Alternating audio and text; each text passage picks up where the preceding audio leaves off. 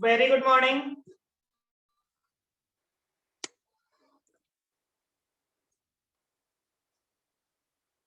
Very good morning to all of you. Priyanka, good morning. Good morning, Prerna. Divya, good morning. चलिए बेटा start करते हैं। आज हमें स्टार्ट करना था एक नया चैप्टर।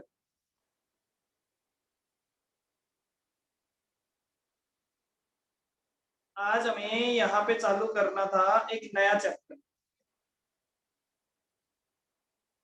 चलिए स्टार्ट करते हैं। बताइए कौन सा चैप्टर स्टार्ट करें।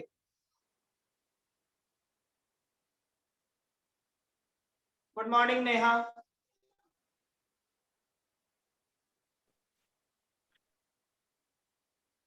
हाँ, हायर परचेज के क्वेश्चंस आपको खुद करने हैं, कोई नया कॉन्सेप्ट नहीं आएगा।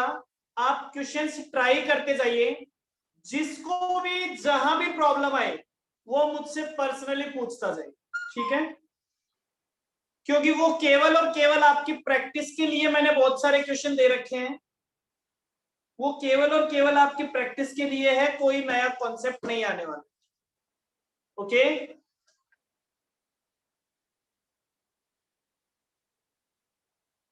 उसकी आप जितनी प्रैक्टिस करेंगे उतना बेटर है। बेटा हमने अकाउंटिंग स्टैंडर्ड 1 पढ़ लिया था।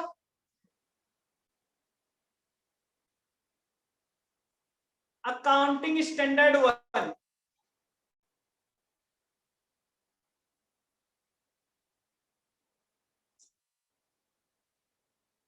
अच्छा, अकाउंटिंग स्टैंडर्ड 2, अकाउंटिंग स्टैंडर्ड 2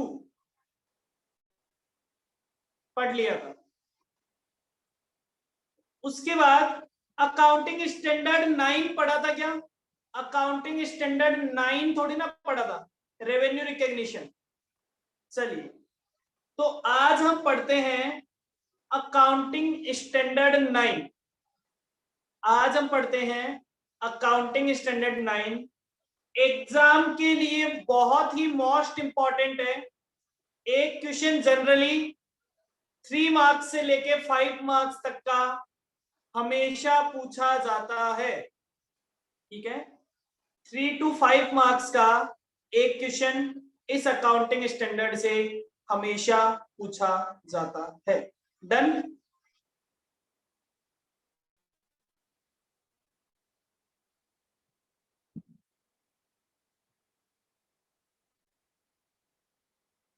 चलिए पढ़ते हैं। एक बात बताइए बेटा, क्या आप मुझे रेवेन्यू वर्ड का मतलब बता सकते हैं? What is revenue? आपने रेवेन्यू वर्ड के बारे में सुना है? रेवेन्यू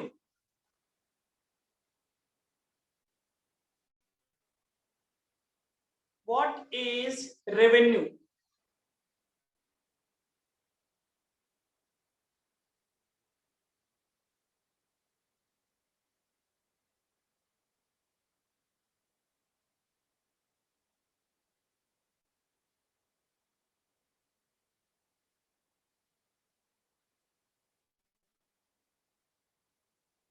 कोई भी रेवेन्यू वर्ड का मतलब। चलिए मैं आपको एक एग्जांपल देता हूं।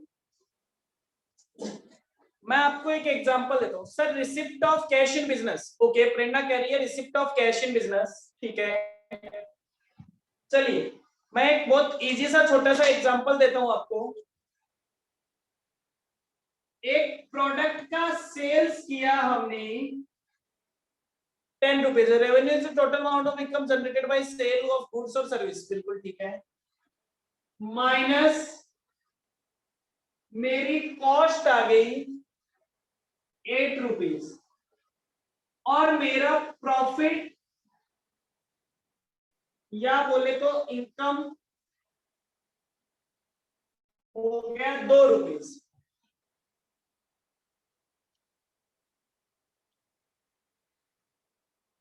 तो आप मुझे रेवेन्यू बताइए, इसमें रेवेन्यू कितना है? क्या इसमें रेवेन्यू 10 है या रेवेन्यू 2 है। What is the amount of revenue? Priyanka कह रही है 10, प्रेरणा 10, नेहा 2 रुपीज। नेहा अभी अभी आपने एक डेफिनेशन बोली, दिव्य 10, वेरी गुड। नेहा आपने एक डेफिनेशन बोली, रेवेन्यू आपने लिखा था। नेहा आपने लिखा था revenue is cash generated from sale of goods और रेंडरिंग ऑफ सर्विस। तो सेल ऑफ गुड से यहाँ पे कैश आपके पास 10 रुपए आ रहा है या 2 रुपए आ रहा है?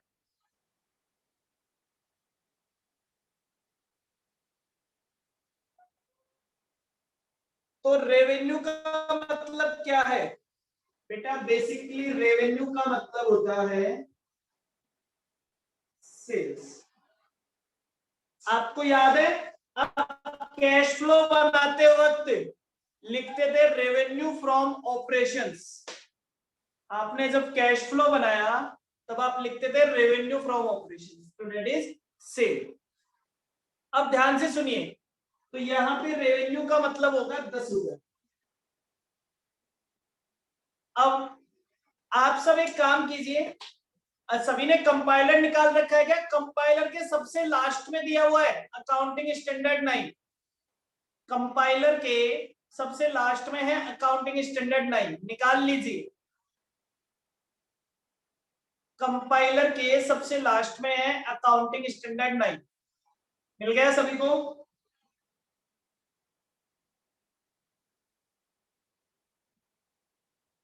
तो अब ध्यान से सुनिए, revenue means gross inflow of cash. ये हमारा क्या है? हम पढ़ रहे हैं accounting standard 9 revenue recognition. Revenue को कब रिकॉग्नाइज किया जाता है, मतलब सेल को बुक्स में कब रिकॉर्ड किया जाता है। ठीक है, तो इसके लिए हमें सबसे पहले देखना है रेवेन्यू का meaning. Revenue means gross inflow of cash. Revenue का मतलब है ग्रॉस इनफ्लो ऑफ कैश और रिसीवेबल, मतलब जो पैसा मिल चुका है या मिलने वाला है from ordinary activities of the business. Ordinary activity, अब ऑर्डिनरी एक्टिविटी क्या हो सकती है? That is by sale of goods. या तो गुड्स बेचने से, मतलब सामान बेचने से जो पैसा आता है, या फिर सर्विस देने से जो पैसा आता है, या फिर इंटरेस्ट की इनकम। अब बैंक है तो साहब बैंक के पास पैसा कहां से आएगा? इंटरेस्ट से आएगा। एक कोई साहब एक म्यूचुअल फंड है, एक शेयर वाली कंपनी है, अब उसके पास पैसा कहां से आएगा? शेयर खरीदने बेचने से, तो उसके पास पैसा आएगा डिविडेंड का पैसा। और तीसरी कंपनी, मान लीजिए एक राइटर है जो बुक्स लिखता है, अब एक राइटर के पास पैसा कहां से आएगा? जब वो बुक लिखेगा तो बुक लिखने पे उसे क्या मिलेगा? आपने एक चैप्टर पढ़ा था रॉयल्टी, तो उसके पास पैसा रॉयल्टी से आएगा। उसकी रेवेन्यू ही क्या है? उसकी रेवेन्यू ही रॉयल्टी है। तो ये कहता है कि साहब रेवेन्यू क्या है? रेवेन्यू का मतलब होता है रेवेन्यू मीन्स, ठीक है आपके पास सब कुछ लिखा हुआ है, लिखने की कुछ भी जरूरत नहीं। Revenue means gross inflow of cash और receivable from ordinary activity of business. That is, कौन कौन सी है ऑर्डिनरी एक्टिविटीज? ऑर्डिनरी एक्टिविटीज में सबसे पहले बात करें तो हमने कहा सेल ऑफ गुड्स, या तो गुड्स बेचने से आ जाएगा वही पैसा, या फिर आ जाएगा रेंडरिंग ऑफ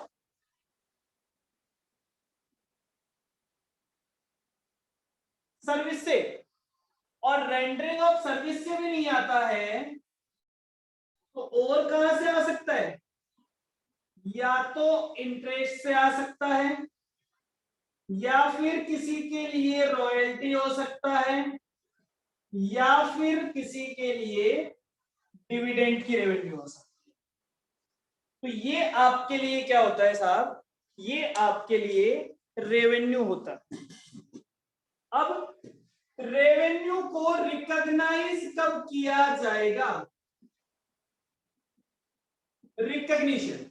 आप अपनी बुक्स में रेवेन्यू को कब रिकॉर्ड करेंगे? रिकॉग्निशन का मतलब है आप अपनी बुक्स में रेवेन्यू को कब रिकॉर्ड करेंगे। तो मैंने कहा मुझे रूल देखने हैं। अब रूल देखने हैं तो तीनों केस में अलग अलग रूल होंगे। तो केस नंबर 1, सबसे पहले मैंने कहा रिकॉग्निशन के रूल। रिकॉग्निशन के रूल की बात करें तो हमने कहा साहब सेल ऑफ गुड्स। सबसे पहले बात कर लेते हैं सेल ऑफ गुड्स। तो एक बात बताओ बेटा, सेल ऑफ गुड्स के केस में सेल, मैं तो सिंपल से कहता हूं रेवेन्यू कब रिकॉर्ड करनी चाहिए? आप तो सिंपल सा वर्ड बोलो, आपको अपनी बुक में सेल की एंट्री कब करनी चाहिए, सेल कब रिकॉर्ड करनी चाहिए? तो कहता है इफ फॉलोइंग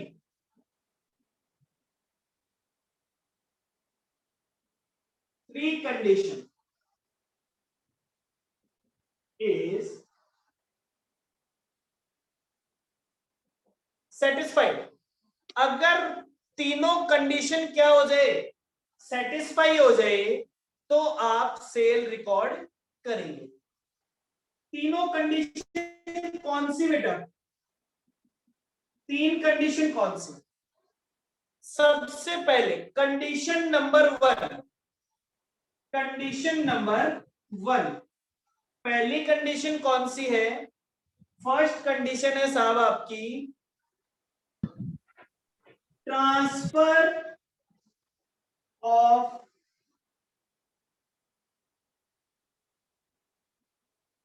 ऑनरशिप। जब उस गुड्स की ऑनरशिप ट्रांसफर हो जाए सेलर टू बायर। क्लियर? भाई मैंने कहा आज के दिन मैं एक प्रोडक्ट बेचता हूं, मान लो मेरी मार्कर की शॉप है, तो इसका ऑनर मैं हूं। जब मैं ये प्रोडक्ट का बिल बना के सेलर को दे, बायर को दे दूंगा, तो इसका ऑनर कौन हो जाएगा? बायर। तो जब ऑनरशिप ट्रांसफर हो जाए, क्लियर? पहली चीज।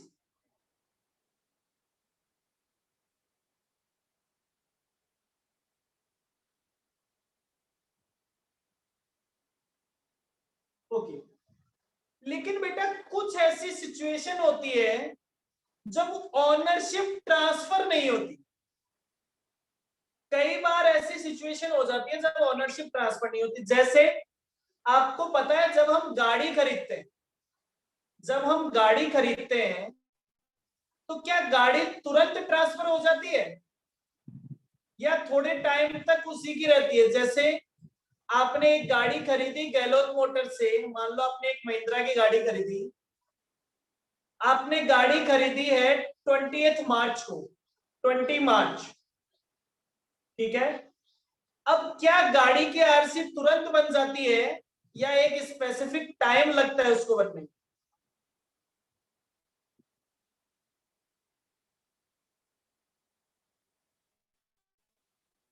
एक टाइम लगता है। मान लो मैंने कहा एक स्पेसिफिक टाइम 1 महीना लगता है। तो गाड़ी बायर के नाम पे कब होगी? बायर की ओनरशिप में कब आएगी? जब बायर के नाम से उसका आरसी बन जाता है, रजिस्ट्रेशन सर्टिफिकेट बन जाता है। तो इसका मतलब क्या गहलोत मोटर्स अपने यहां पे सेल 1 मंथ बाद में रिकॉर्ड करेगा क्या? मतलब आज मैंने उससे गाड़ी खरीद ली, उसको पैसा दे दिया, क्या आज ही रिकॉर्ड कर लेगा? लेकिन अगर आज ही रिकॉर्ड कर लिया तो कंडीशन तो फुलफिल नहीं हुई, पहली कंडीशन ही पूरी नहीं हुई। कंडीशन तो पूरी नहीं हुई, तो इसके लिए एक ऑल्टरनेटिव निकाला गया। इसके लिए एक ऑल्टरनेटिव निकाला गया। क्या निकाला गया? ऑल्टरनेटिव, या तो ऑनरशिप ट्रांसफर हो जाए या फिर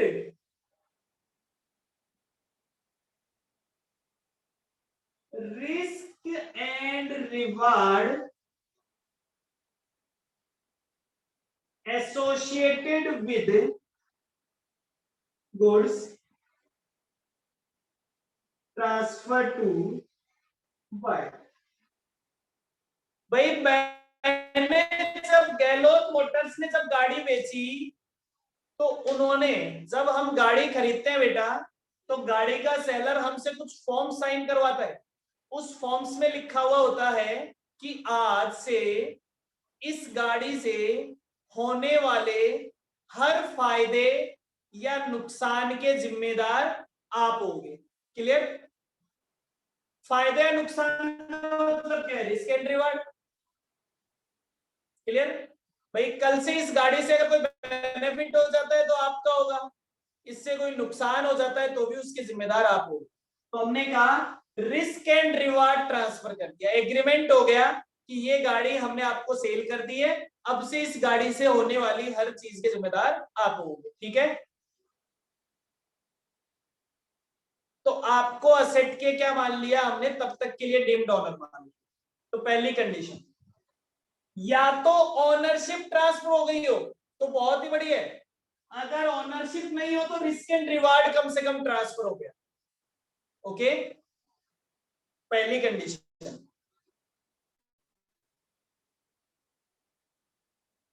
यस और नो? क्लियर है?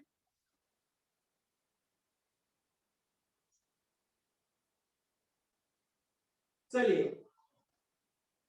Second,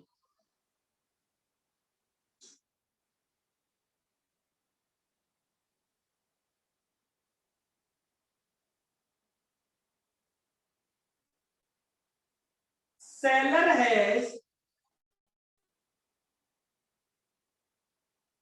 no significant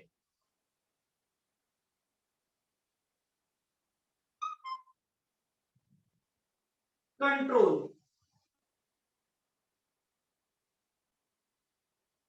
on goods।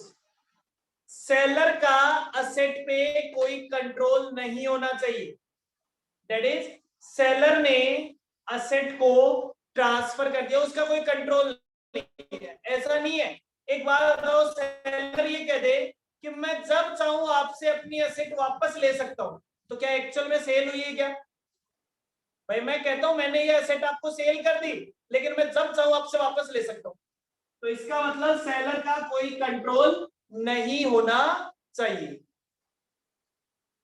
तीसरा, बेचने के बाद जिसने खरीदा है उसकी इच्छा होती है, वो अपने हिसाब से उस गुड्स को काम में लेता है। तीसरा, there is no significant uncertainty of collection of money। पैसा मिलने की कोई अनसर्टेनिटी नहीं होनी चाहिए। भाई जिसको आपने गुड सेल किया है उससे तो पैसा मिलना चाहिए। अगर पैसा मिलने की अनसर्टेनिटी है तो क्या सेल रिकॉर्ड करनी चाहिए?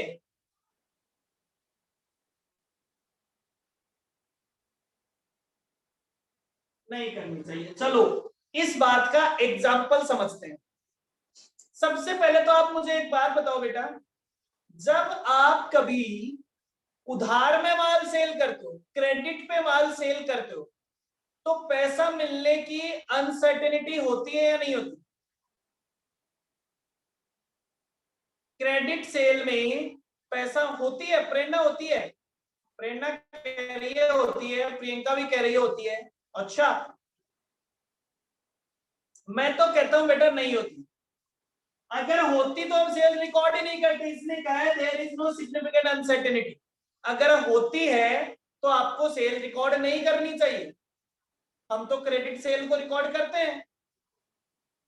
तो एक बात बताओ, क्या क्रेडिट सेल में पैसा मिलने की अनसर्टेनिटी होती है क्या? बाकी लोग एग्जांपल दे दो। एक प्रियंका कह रही है सर बेड डेब्ट्स होते हैं ना, ठीक है। और बताए मैं क्लियर करूंगा सभी को, कॉन्सेप्ट नहीं। और कोई लोग जवाब दीजिए, मैं सुन रहा हूं, टाइम है आपके पास। क्या कोई ये कहने वाला भी है कि अनसर्टेनिटी नहीं होती?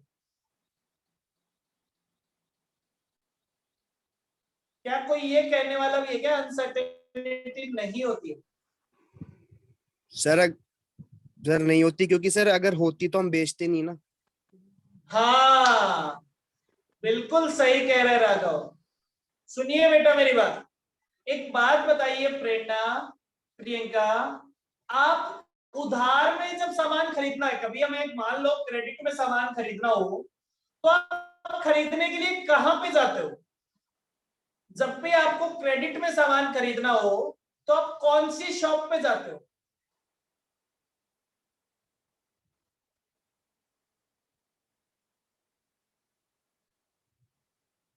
किसी नॉन की शॉप पे जाते हो या नॉन की शॉप पे जाते हो? नॉन की शॉप पे जाते हो। क्या कभी अचानक से रास्ते में चलते हुए कोई सामान खरीदना है और आप किसी की भी शॉप पे चले जाओगे, भैया हमें ये 10,000 रुपए का सामान दे दो, आप हमें जानते भी नहीं हो, हम आपको पैसे दे जाएंगे, क्या वो आपको सामान दे देगा?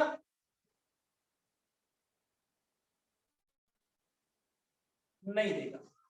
लेकिन जो पर्सन हमें जानता है, हमारे पापा को जानता है, हमारे फैमिली को जानता है, अगर हम उसे की शॉप पे से कोई सामान उधार लाए और वहां का हमारा ट्रैक रिकॉर्ड अच्छा है, मतलब उसे पता है कि उसने हमें जो सामान दिया है उसके पैसे हमारे पापा दे देंगे उसको या हम दे देंगे उसे, तो हमें वो उधार में सामान दे देगा।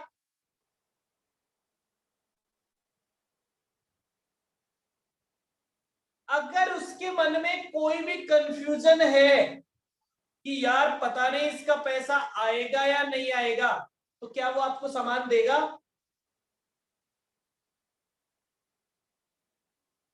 नहीं देगा। इसका मतलब मुझे एक बात बताइए, जब भी क्रेडिट सेल की जाती है तो क्या क्रेडिट सेल करते वक्त पैसे की अनसर्टेनिटी होती है क्या? क्या क्रेडिट सेल करते वक्त अनसर्टेनिटी नहीं होती? वो अनसर्टेनिटी बाद में राइज हो जाती। कई बार अनसर्टेनिटी बाद में अराइज हो जाती है। क्लियर?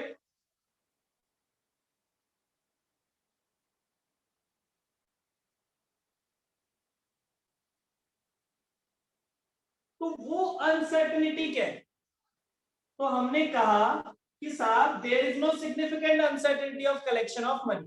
तो आपने सेल किया था, उस वक्त अगर सेलर को कोई अनसर्टेनिटी होती है तो वो सेल करता ही नहीं है, वो आपको सामान देता ही नहीं है। इसका मतलब अगर ये 3 कंडीशन पूरी हो जाए तो सेल मान लिया जाएगा, मतलब रेवेन्यू को रिकॉर्ड कर लिया जाएगा।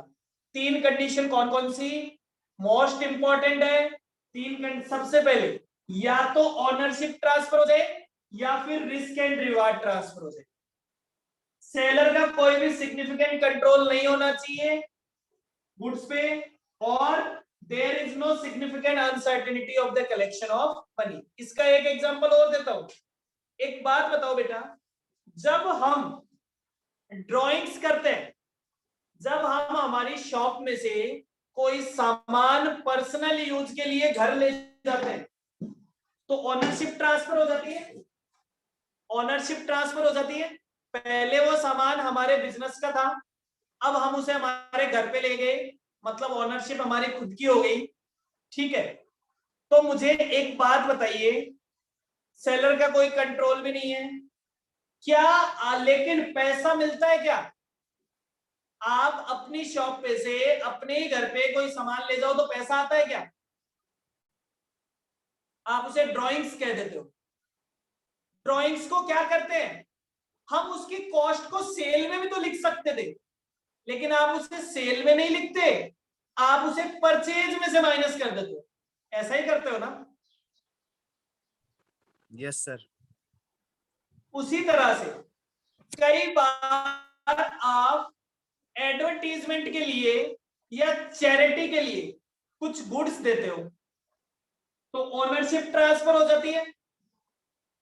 सेलर का देने के बाद कोई कंट्रोल भी नहीं होता, लेकिन क्या पैसा आता है क्या?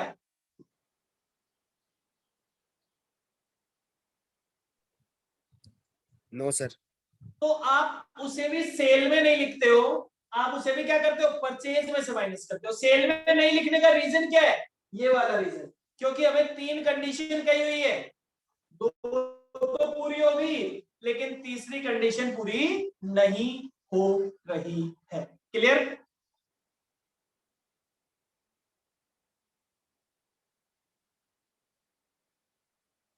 हाँ जी, ओके। तो ये तो थे सेल ऑफ गुड्स। अब ये तो सेल ऑफ गुड्स के जनरल रूल है। ये तो सेल ऑफ गुड्स के कुछ जनरल रूल है, लेकिन सेल ऑफ गुड्स में कुछ स्पेशल केसेस भी हो सकते हैं। सर ये स्पेशल केसेस क्या हो सकते हैं? मैंने कहा अभी बात करते हैं स्पेशल केसेस की। ये स्पेशल केसेस क्या हो सकते हैं?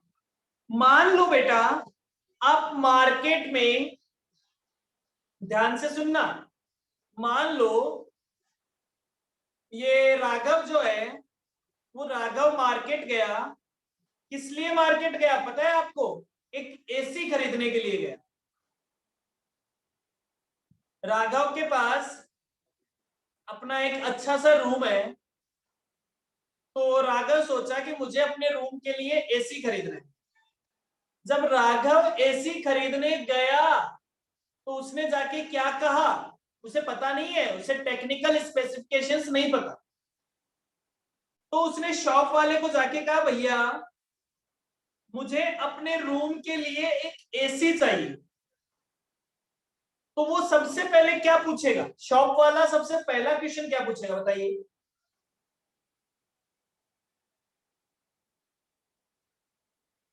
राघव, सर रूम कितना बड़ा है? रूम कितना बड़ा है, पहला क्वेश्चन होगा रूम कितना बड़ा है। अब राघव ने कह दिया मेरा रूम है साहब 12x15 का, बहुत अच्छा साइज का रूम है, 12x15 मतलब 12 फीट बाय 15 फीट। ठीक है, चलिए।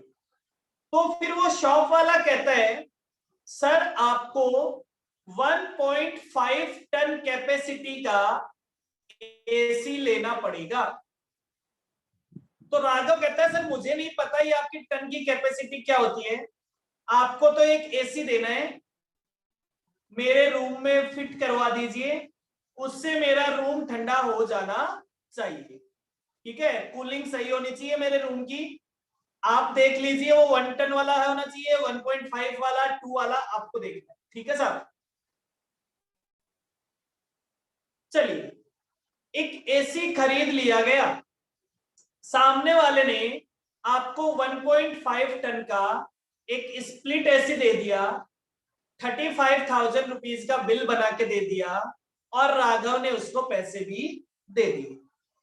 अब एक बात बताओ, क्या वो शॉपकीपर सेल रिकॉर्ड कर लेगा क्या? पैसे दे दिए, ओनरशिप ट्रांसफर हो गई, सेलर का कोई कंट्रोल भी नहीं है, और पैसा दे दिया मतलब पैसा मिलने की कोई सिग्निफिकेंट अनसर्टेनिटी भी नहीं है। क्या वो अपनी शॉप पे सेल रिकॉर्ड कर लेगा क्या? या कुछ और भी चेक करेगा? सेल रिकॉर्ड कब करनी चाहिए बोल के बता सकते हैं?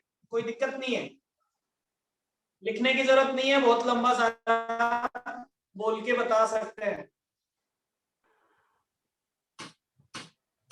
इंस्टॉल करने के बाद, प्रेरणा कह रही है इंस्टॉल करने के बाद। ठीक है सर अगर वो एसी काम में ही नहीं आया, मतलब जिस काम के लिए आया, तो फिर वापस भी तो कर देगा वो।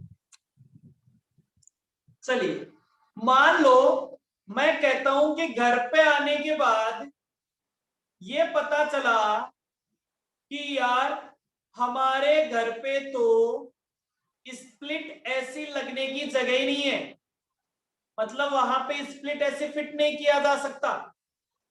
इसका मतलब वो उसे विंडो एसी लगाना पड़ेगा।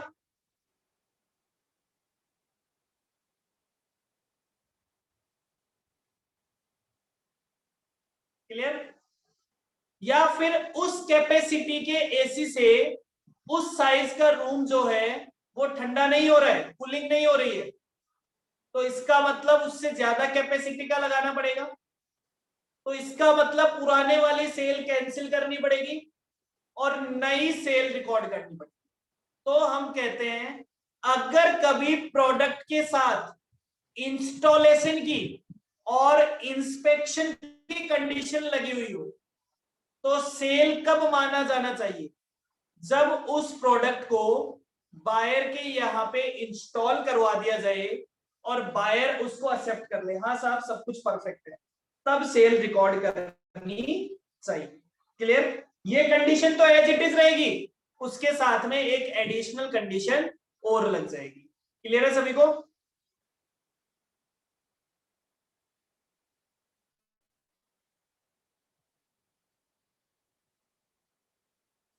प्रेरणा यस, प्रियंका यस।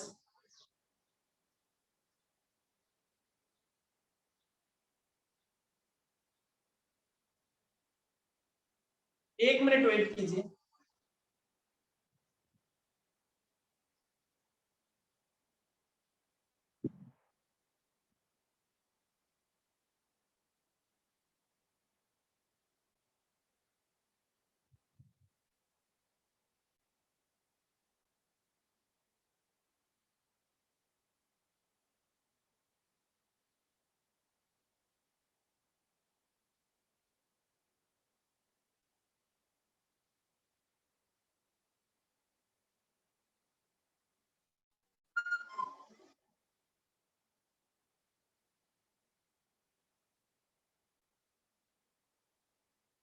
चलिए ये तो हो गई इंस्टॉलेशन और इंस्पेक्शन।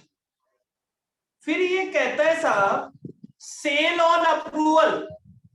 अगर हमने अप्रूवल के साथ गुड्स को बेचा है तो कौन सी कंडीशन लगी, कब सेल कब मानी जाएगी?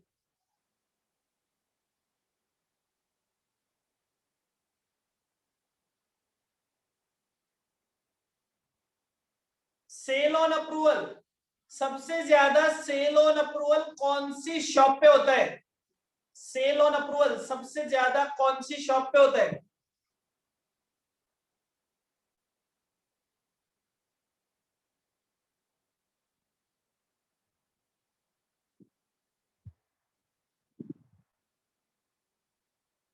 कोई बता सकता है?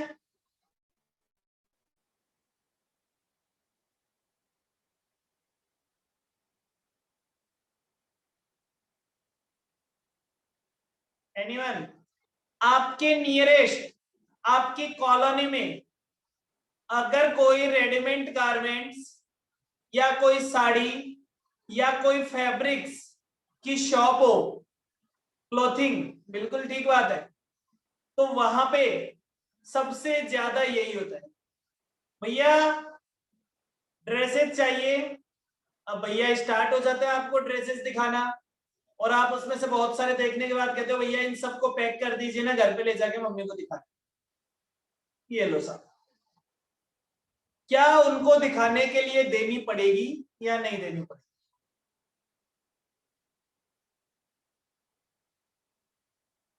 ठीक है, देनी होती है, देनी होती है। अब जब आपने वो ड्रेसेस ले ली तो क्या सामने वाला सेल रिकॉर्ड कर लेगा? आपने 10 ड्रेसेस आज लिए उनसे, क्या सामने वाला सेल रिकॉर्ड कर ले? नहीं कर सकता। सेल रिकॉर्ड कब करे? कब सेल रिकॉर्ड करेगा? एक्सेप्टेंस आने के बाद, जब एक्सेप्टेंस आ जाए, आप आके कह दो भैया हम 10 ड्रेसेस लेके गए थे, उसमें से 6 ड्रेसेस मम्मी ने रख ली और ये 4 ड्रेसेस आप वापस ले लो, पहली कंडीशन। कई बार ऐसा भी हो सकता है, हम फोन कर दें भैया 6 ड्रेसेस हमने रख ली है, 4 हम आपको वापस भिजवा देंगे, आप सेल रिकॉर्ड कर लोगे, ठीक है। या फिर सुनिए मेरी बात, अभी राघव आ रहा हूं मैं उस बात, यूज ले लिया, उसको बता दिया, यूज लेने का मतलब बताना ही होगा, ठीक है। तीसरा, कई बार सीजन का टाइम चल रहा होता है, कई बार सीजन का टाइम चल रहा होता है, तो वो शॉप वाला आपको क्या कहता है, बेटा लेके तो चले जाओ, लेकिन अभी सीजन का टाइम है, तो आप शाम तक या तो जो रखो वो रख लेना, बाकी वापस भेज देना। आप शाम तक वापस नहीं भेजोगे तो मैं मान लूंगा आपने रख लिया, ठीक है। अगर आप शाम तक वापस नहीं भेजोगे तो मैं मान लूंगा आपने रख लिया है। क्लियर? ऐसा हो सकता है कि आपको जो टाइम पीरियड दिया जाए वो टाइम पीरियड एक्सपायर हो जाए, तो ये मान लिया जाएगा आपने रख लिया है।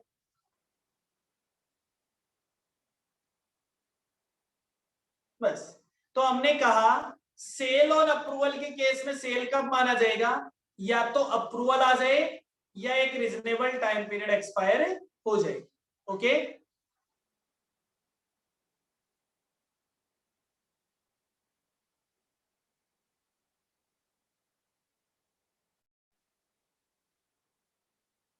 क्लियर है? सेल ऑन अप्रूवल का केस, ये तीनों तो एज इट इज रहेंगे। आगे कहता है गारंटी सेल, गारंटीड सेल। बेटा गारंटी सेल में सेल कब माना जाता है? गारंटी सेल में सेल कब माना जाता है? सेल करते ही या फिर गारंटी पीरियड खत्म होने के बाद? सेल करते ही मान लिया जाएगा या फिर गारंटी पीरियड खत्म होने के बाद?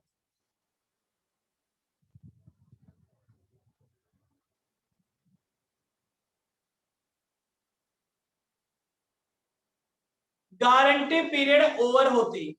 लेकिन बेटा बहुत सारे प्रोडक्ट तो ऐसे होते हैं जिनमें 10-10 साल का गारंटी पीरियड आता है। आप एक टीवी खरीदते हो, 1 साल का गारंटी पीरियड आता है।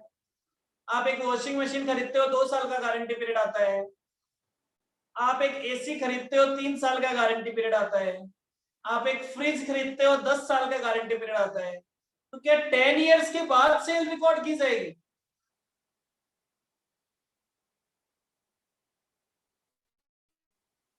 रीजनेबल पीरियड, ऐसी कंडीशन में एक रीजनेबल पीरियड के पास। अब आजकल तो पता है, आप जब भी कोई ऐसा प्रोडक्ट खरीदते हो ना, उस प्रोडक्ट के ऊपर लिखा हुआ आता है ओके टेस्टेड। आप कभी भी देखना, ऐसा कोई भी प्रोडक्ट खरीदते हो तो उस प्रोडक्ट पे लिखा हुआ आता है ओके टेस्टेड।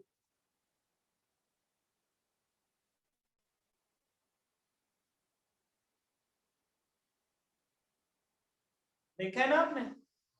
कोई भी इलेक्ट्रॉनिक ऐसा आप प्रोडक्ट खरीदते हो तो उस पे लिखा हुआ आता है ओके टेस्टेड, उसके बॉक्स जब आप देखोगे। क्यों?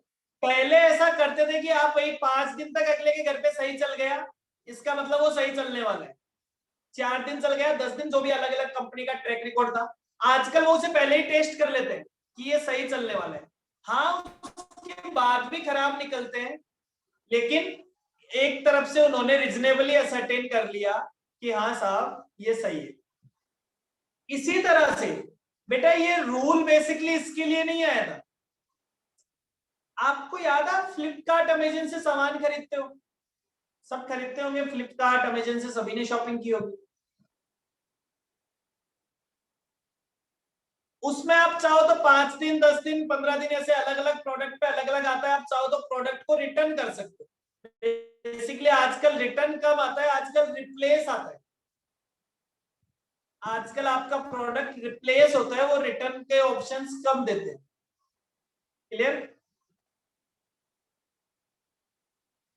तो मुझे एक, लेकिन जब ये नई नई आई थी ना ये वेबसाइट्स, तो हर प्रोडक्ट पे क्या हुआ करता था? हर प्रोडक्ट पे रिटर्न का ऑप्शन आया करता था। जब ये वेबसाइट्स नई नई आई थी तो हर प्रोडक्ट पे रिटर्न का ऑप्शन आया करता था। पता है लोग क्या करते थे?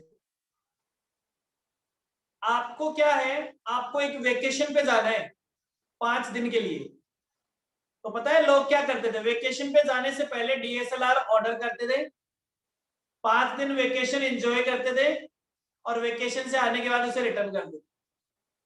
हो गया वेकेशन पूरा।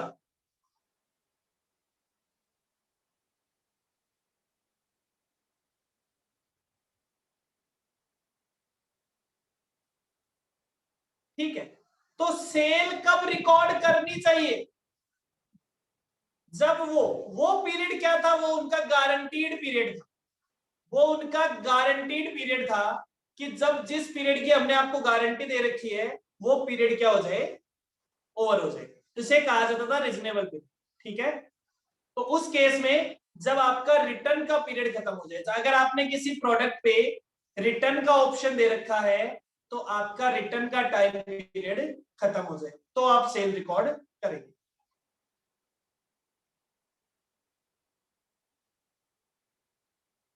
ठीक है,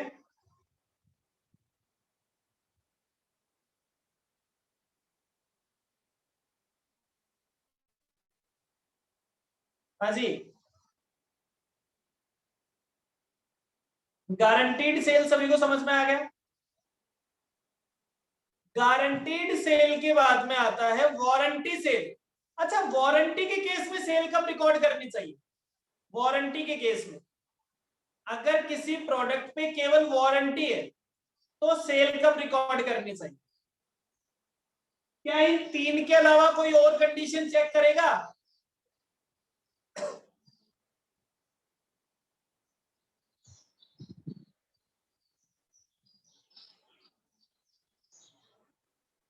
एक बात तो, क्या कभी वारंटी में प्रोडक्ट वापस लेना पड़ेगा?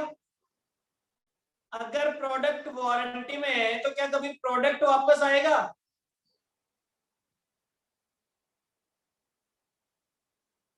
क्या कभी वो वाला प्रोडक्ट लेके नया प्रोडक्ट देना पड़ेगा?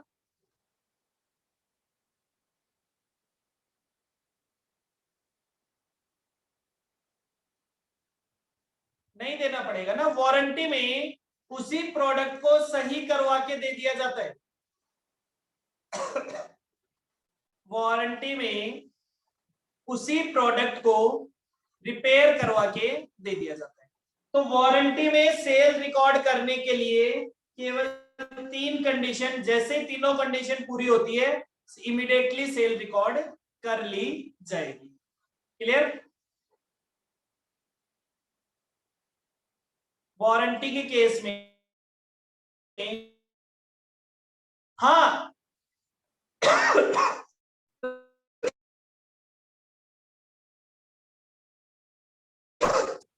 खर्चे के लिए प्रोविजन जरूर बना के रखा जाएगा। जैसे मुझे पता है कि मेरे जितने प्रोडक्ट सेल होते हैं उसमें से इतने प्रोडक्ट में रिपेयरिंग करवानी पड़ती है और उसका खर्चा इतना आता है, तो जब मैं सेल करूंगा तो अपने पास्ट रिकॉर्ड के हिसाब से वारंटी के लिए कुछ प्रोविजन बना के रख लूंगा। लेकिन वो प्रोविजन इस एएस के हिसाब से नहीं बनाया जाता है, वो एक अलग एएस होता है प्रोविजन। ठीक है, तो प्रोविजन जरूर बनाना पड़ता है, लेकिन सेल तुरंत रिकॉर्ड कर ली जाती है जैसे ही तीनों कंडीशन पूरी होती है। ओके,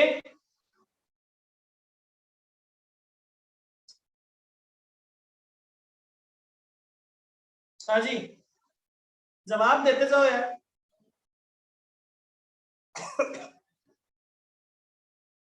अच्छा, वारंटी के बाद में आता है कंसाइनमेंट सेल। कंसाइनमेंट के केस में सेल रिकॉर्ड कब की जाएगी? जब कंसाइनर कंसाइनी को भेजता है तब रिकॉर्ड की जाती है, या कंसाइनी किसी थर्ड पार्टी को सेल कर देता है तब रिकॉर्ड की जाती है? कंसाइनी जब सेल करेगा तब रिकॉर्ड की जाएगी, क्योंकि कंसाइनर जब तक माल कंसाइनी को बेचता है तब तक उसकी ऑनरशिप कंसाइनर की होती है। लेकिन अगर कंसाइनी थर्ड पार्टी को सेल कर दे तो फिर ऑनरशिप चेंज हो जाती है। तो जब कंसाइनी थर्ड पार्टी को सेल करेगा तब रिकॉर्ड की जाएगी। फिर आता है बेटा स्पेशल ऑर्डर। स्पेशल ऑर्डर, चलिए मैं आपको स्पेशल ऑर्डर का एक एग्जांपल देता हूं।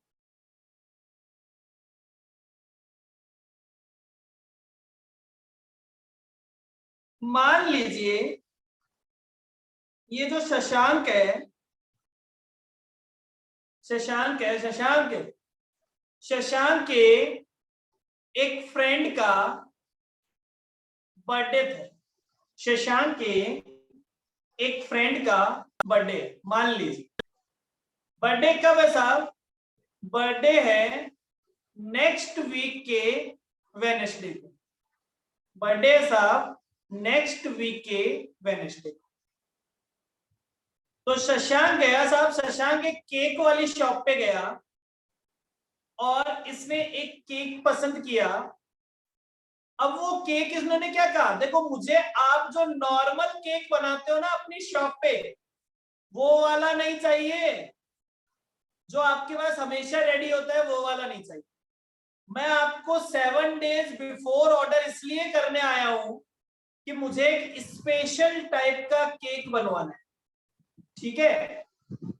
मुझे इस पे मेरे फ्रेंड का फोटो लगवाना है, ठीक है? ठीक है साहब, शॉप वाले ने कहा लग जाएगा, और इसने उस केक का ऑर्डर दे दिया और ऑर्डर के साथ में पैसे भी दे, ठीक है? चलिए अब एक बात बताइए, वो केक का शॉप वाला है जो केक बनाने वाला है, वो उस केक के जो अमाउंट है, प्रेरणा कह रही है सर वॉइस ब्रेक हो रही है, एक सेकंड पे ना वेट कीजिए।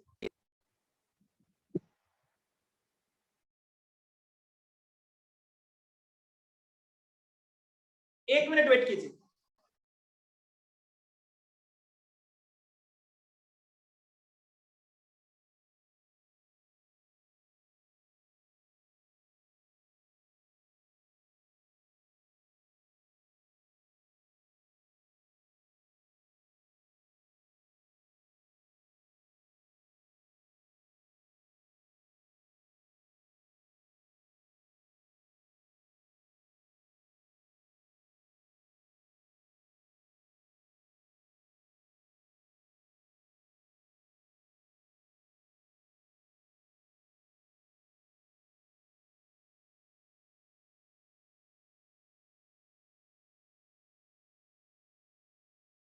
अब सभी को वॉइस क्लियर आ रही है बेटा? क्या अब सभी के पास वॉइस क्लियर है? यस, ठीक है। चलिए, तो हमने कहा साहब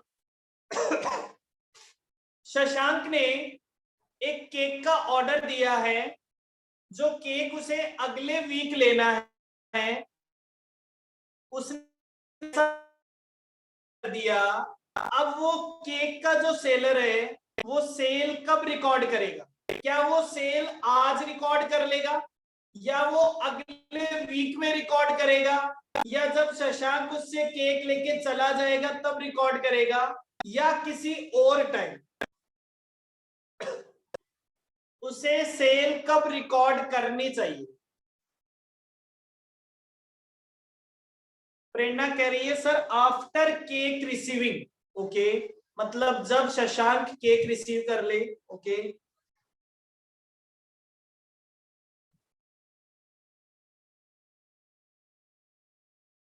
और कोई? शशांक तुम तो जवाब दे दो यार। Shashank after cake receive, Shashank अगर एडवांस दे देगा तो सेल हो, तभी सेल हो जाएगी। ओके, मतलब आज ही सेल रिकॉर्ड कर दे, राघव कह रहा है आज ही रिकॉर्ड कर ले। चलो मुझे एक बात बताओ, मान लो शशांक केक रिसीव करने जाता ही नहीं है। मान लो शशांक जो है वो केक रिसीव करने जाता ही नहीं है।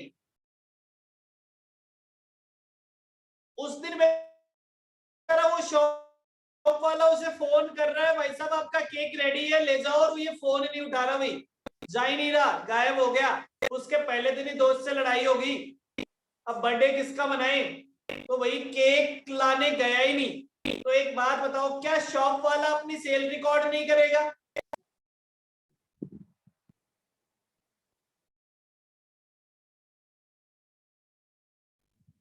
क्या शॉप वाला अपनी सेल रिकॉर्ड नहीं करेगा? नहीं करेगा, सेल तो रिकॉर्ड करेगा।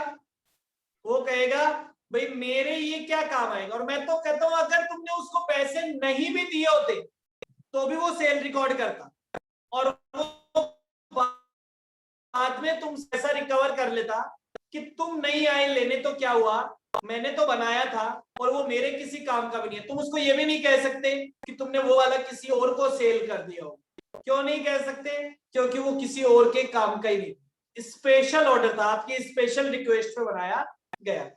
अगर आप जेन्युइन पर्सन हो तो आपको उसका पैसा पे करना। डन। पहली बात, ये तो पहली चीज का एग्जांपल।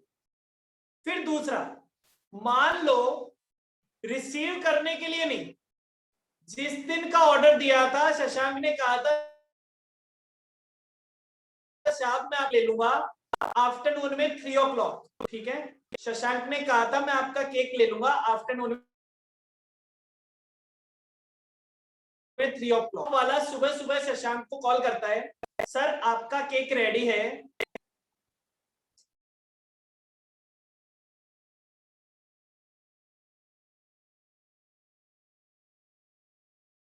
एक मिनट वेट कर लीजिए बेटा, आ जाइए।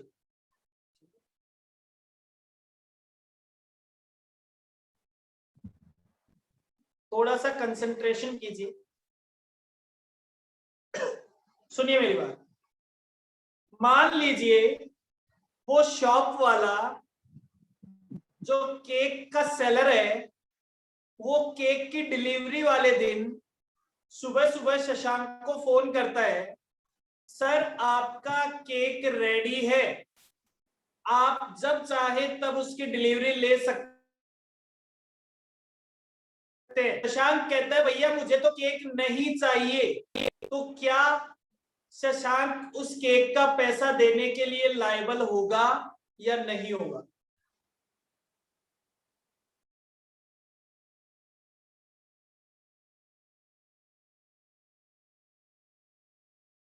होगा। और पैसा देने के लिए लायबल होगा मतलब शॉप वाला अपनी सेल रिकॉर्ड कर सकता है। अगर इसको ये पैसा देने के लिए लायबल है, इसका मतलब शॉप वाला अपनी सेल रिकॉर्ड कर सकता है। चलिए मैं और थोड़ा सा पीछे आता हूं। मान लो आज से 2 दिन बाद, आज से 2 दिन बाद मतलब ऑर्डर देने के केवल 2 दिन बाद या 3 दिन बाद या 4 दिन बाद, जब तक सेलर ने वो केक बना के रेडी नहीं किया, मतलब चाहे 2 दिन बाद हो, 3 दिन बाद हो, 4 दिन बाद हो, जब तक सेलर ने वो केक बना के रेडी नहीं किया, शशांक ने उस सेलर को फोन किया या शशांक उस सेलर के पास गया कि भैया जो मैंने आपको केक का ऑर्डर दिया था वो ऑर्डर कैंसिल कर दीजिए, वो केक का ऑर्डर कैंसिल कर दीजिए, जिसके लिए केक का ऑर्डर दिया था वो अभी यहाँ पे है ही नहीं। ठीक है सर, तो क्या सेलर को वो ऑर्डर कैंसिल करना पड़ेगा या नहीं करना पड़ेगा? करना चाहिए या नहीं करना चाहिए? पड़ेगा। क्यों पड़ेगा? क्योंकि सेलर ने अभी तक प्रोडक्ट तैयार नहीं किया है। हाँ, हो सकता है वो कैंसिल के कुछ चार्ज ले आपसे, वो एक अलग चीज है। अगर आपने उसे पूरा पैसा दे रखा था तो उसे वो चार्ज काटने के बाद आपका पैसा वापस देना पड़ेगा, ठीक है। और अगर चार्जेस नहीं है तो आपका पूरा पैसा उसे वापस देना पड़ेगा। तो इस कंडीशन में मैं आपको कहता हूं, तो इसका मतलब सारी सिचुएशन समझने के बाद आपको क्या समझ में आया? स्पेशल ऑर्डर के केस में सेलर अपनी सेल कब रिकॉर्ड कर लेगा? कौन सा ऐसा पॉइंट आया जिस पॉइंट पे सेलर अपनी सेल रिकॉर्ड कर लेगा। मैं तो कहता हूं कि जब सेलर ने वो केक बना के रेडी कर दिया, फिर वो अपनी सेल रिकॉर्ड कर सकता है। जब गुड्स डिलीवरी के लिए रेडी हो जाए, जब गुड्स बन के तैयार हो जाए, तो सेलर अपनी सेल रिकॉर्ड कर सकता है। डन।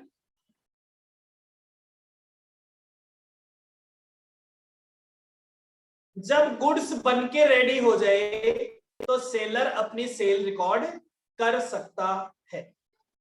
अगर मान लो बर्थडे वाले दिन सुबह शशांक फोन करता है कि सर ऑर्डर कैंसिल कर दीजिए, और वो कहता है भैया आपका ऑर्डर तो रेडी है, तो क्या कैंसिल हो पाएगा ऑर्डर? नहीं हो पाएगा। तो इसलिए एक बार प्रोडक्ट बन के तैयार हो जाएगा तो सेल रिकॉर्ड कर सकते हैं स्पेशल ऑर्डर के केस। फिर आता है subscription for publication. Subscription for publication, publication का मतलब books, magazines. Subscription for publication, publication का मतलब है बुक्स या फिर मैगजीन्स। समझ गए?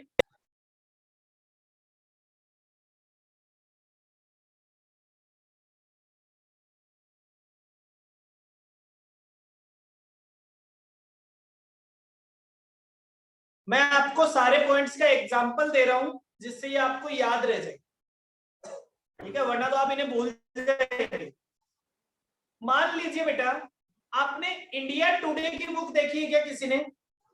आप लोगों ने इंडिया टुडे की बुक देखी है?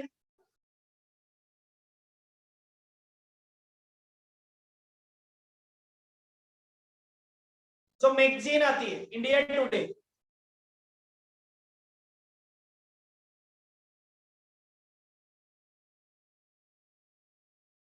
नहीं सर हम तो सब द वोग पढ़ने वाले हैं, है ना? इंडिया टुडे देखी है सभी ने? सुना है कि इंडिया टुडे नाम की कोई मैगजीन आती है?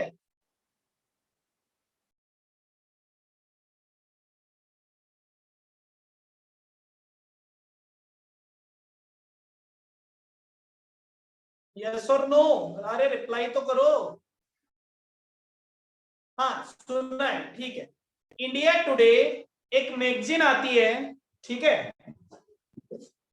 इंडिया टुडे एक मैगजीन आती है जिसका प्राइस है 50 रुपए, 50 रुपीज, और वो पर मंथ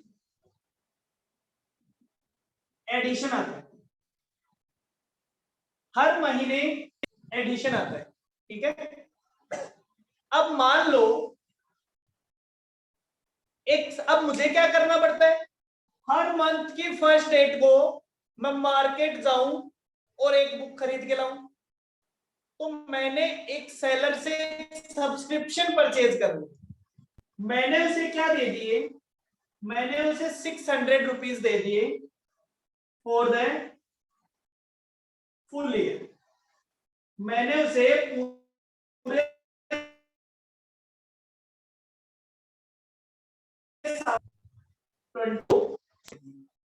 पता है इससे मुझे क्या फायदा हुआ? इससे फायदा ये हुआ कि वो हर मंथ के स्टार्टिंग में मेरे घर पे एक बुक पहुंचाती। क्लियर?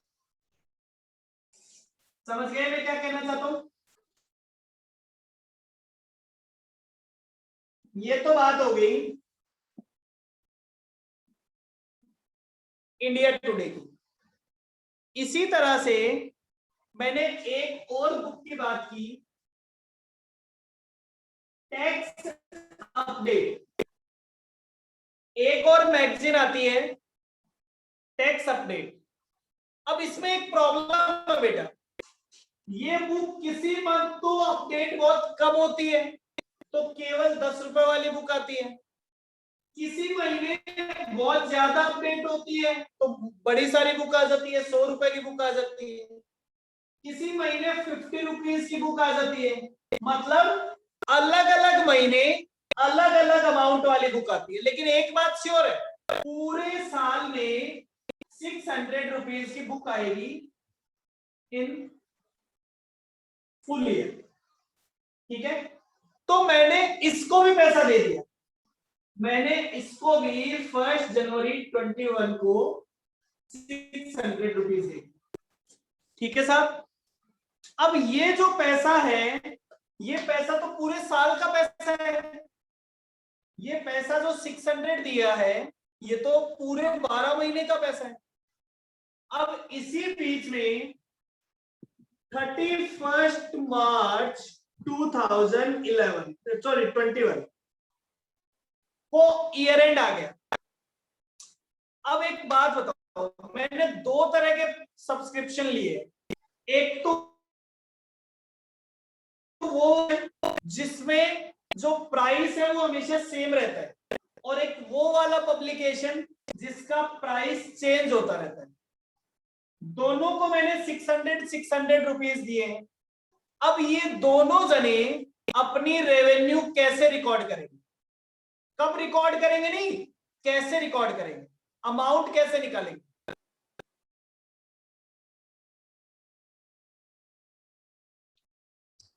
31 मार्च 2021 तक इंडिया टुडे वाला अपनी कितनी रेवेन्यू रिकॉर्ड करेगा और टैक्स अपडेट वाला कितनी रेवेन्यू रिकॉर्ड करेगा।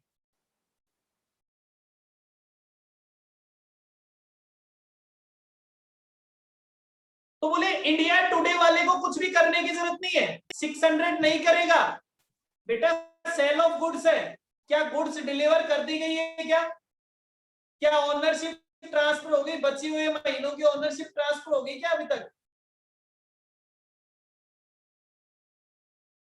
क्या सर्विस दे दी गई है,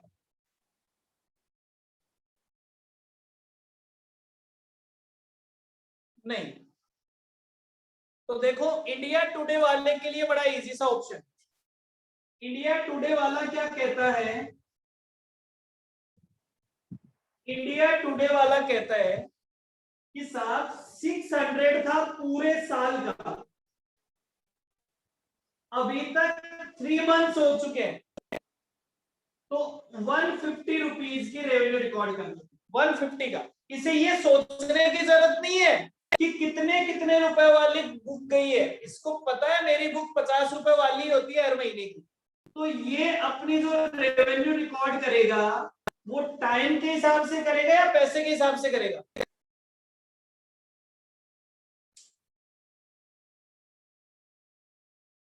जिसका अमाउंट चेंज नहीं होता है, जिसका अमाउंट चेंज नहीं होता है वो अपनी रेवेन्यू टाइम के हिसाब से रिकॉर्ड करेगा या पैसे के हिसाब से रिकॉर्ड करेगा।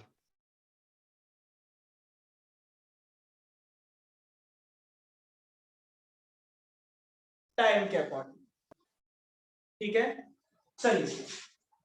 लेकिन क्या टैक्स अपडेट वाली बुक को आप टाइम के हिसाब से रिकॉर्ड कर सकते हो क्या, आपको पता ही नहीं है। अब पता चला आपने 150 रिकॉर्ड कर लिए, जबकि पहले 3 मंथ्स में, फर्स्ट 3 मंथ्स में उसने तीनों बुक 10-10 रुपए वाली भेजी है, तो क्या रेवेन्यू 30 रुपीज रिकॉर्ड करनी चाहिए थी या 150 करनी चाहिए थी, 30 rupees.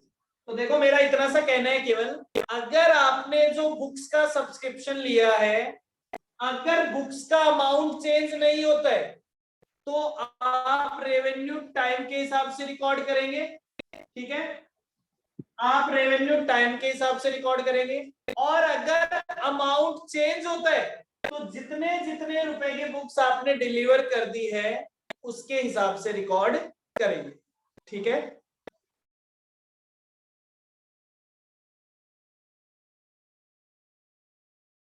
Is it okay, clear है।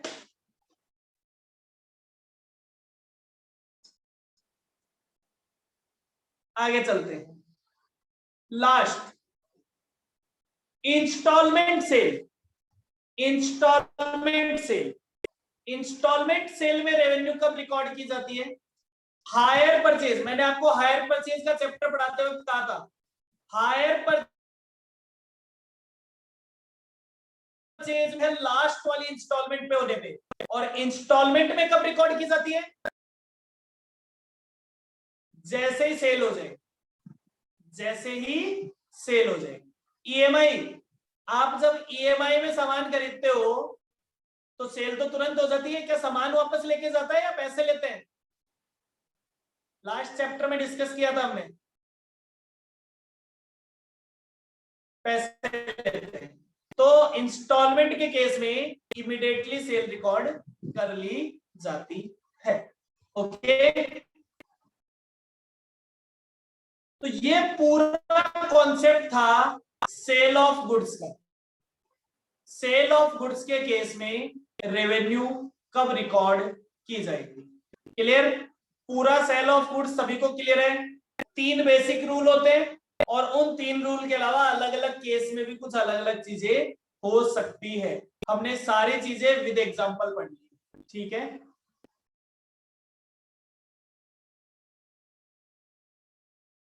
अब देखिए, शुरू में जब आपने ये एएस पढ़ना स्टार्ट किया तो वहां पे लिखा हुआ था कुछ चीजें ऐसी होती है जिनपे ये एएस एप्लीकेबल नहीं होता है। कुछ रेवेन्यू ऐसी होती है जिसपे ये अकाउंटिंग स्टैंडर्ड एप्लीकेबल नहीं होता है। क्लियर? देखिए कौन कौन सी। Revenue arising from construction contract, अगर कोई बिल्डिंग बनाने का या कंस्ट्रक्शन का कॉन्ट्रैक्ट आपने लिया है तो उससे जो रेवेन्यू अराइज होती है उस रेवेन्यू पे एएस 9 एप्लीकेबल नहीं होता है। क्यों एप्लीकेबल नहीं होता है? क्योंकि उसके लिए एक अलग से अकाउंटिंग स्टैंडर्ड बनाया गया है, अकाउंटिंग स्टैंडर्ड 7। क्लियर? तो वो हम पढ़ेंगे 9 के बाद में पढ़ेंगे 7, ठीक है? उसके लिए अलग से रूल बने हुए। सेकंड देखिए, revenue arising from hire purchase. Hire purchase के लिए सारे रूल आपने अलग से पढ़े हैं ना? हायर परचेज का पूरा चैप्टर अलग से पढ़ा, उसकी सारी डिटेल, उसमें मैंने आपको रूल बताया कि कैसे कैसे होता है, लास्ट इंस्टॉलमेंट से पहले रिपोजिशन हो सकता है। ये सारी बातें कहां लिखी गई है? ये सारी बातें लिखी गई है अकाउंटिंग स्टैंडर्ड 19 में। तो जो हायर परचेज का चैप्टर हमने किया था वो हमने किया था अकाउंटिंग स्टैंडर्ड 19 के हिसाब से। उसे कहते हैं लीज पे लेना या हायर परचेज, ठीक है? दोनों चीजें उसी में इंक्लूड होती है। तो इसके लिए भी यहाँ पे एस 9 नहीं लगेगा। फिर कहता है रेवेन्यू अराइजिंग फ्रॉम गवर्नमेंट से ग्रांट मिल गई, गवर्नमेंट से कोई सब्सिडी मिल गई। माइक किसका ऑन है बेटा? माइक किसका ऑन है? ठीक है, चलिए। तो ये कहता है कि revenue arising from government grant, government ने आपको कोई ग्रांट दे दी या गवर्नमेंट ने आपको कोई सब्सिडी दे दी तो फिर रेवेन्यू रिकॉर्ड नहीं की जाएगी, क्योंकि उसके लिए अलग से अकाउंटिंग स्टैंडर्ड बना हुआ है, अकाउंटिंग स्टैंडर्ड 12, जो आपने अपने कंपनी अकाउंट्स में पढ़ा होगा। आपने अपने कंपनी अकाउंट से पढ़ा होगा अकाउंटिंग स्टैंडर्ड 12।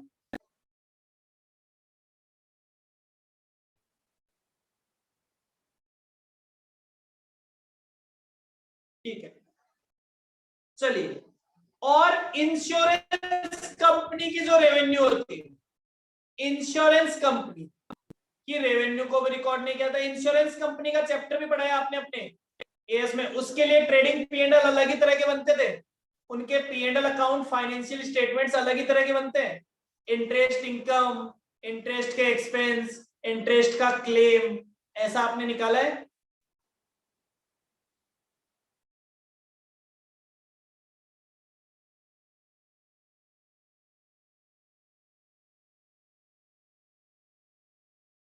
तो ये 4 चीजें हैं जिन पे ये एएस एप्लीकेबल नहीं होता है। तो आज के लिए इतना ही। आपको यहां तक की चीजें रिवाइज करनी है। कल हम पढ़ेंगे revenue from rendering of service. कल हम पढ़ेंगे revenue from rendering of service और उसके बाद पढ़ेंगे साहब इंटरेस्ट, डिविडेंड, रॉयल्टी, और कल इसके क्वेश्चंस भी करेंगे। ठीक है, आज बहुत सारा थ्योरेटिकल कंटेंट हो गया, कल इसके क्वेश्चंस भी करेंगे। तो आज के लिए इतना ही, बाय बाय।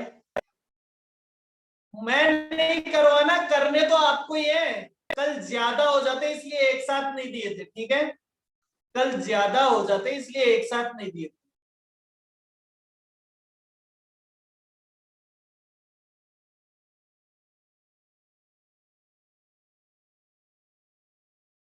हाँ जी, 4 o'clock कॉस्ट की क्लास है, 4 o'clock कॉस्ट की क्लास है, लेकिन तभी है जब आप प्रॉपरली आंसर करें। ठीक है, क्लियर?